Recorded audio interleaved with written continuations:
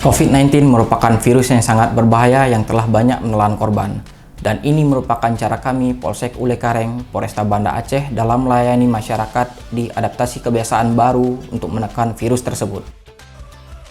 Selamat datang di Polsek Ule Kareng. Pengunjung yang datang akan disambut oleh petugas dan diarahkan untuk mencuci tangan menggunakan sabun.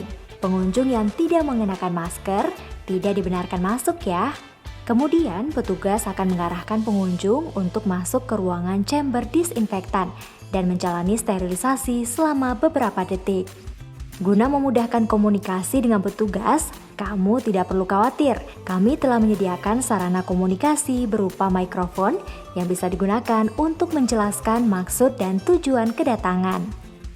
Petugas akan membukakan pintu secara otomatis, langsung melakukan pengukuran suhu tubuh kepada pengunjung.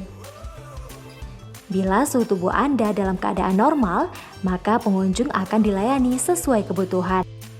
Kami juga telah menyediakan ruang tunggu yang telah dilengkapi dengan penanda jaga jarak dengan pengunjung lainnya. Selama memberikan pelayanan, kami akan senantiasa mematuhi standar protokol kesehatan pencegahan COVID-19.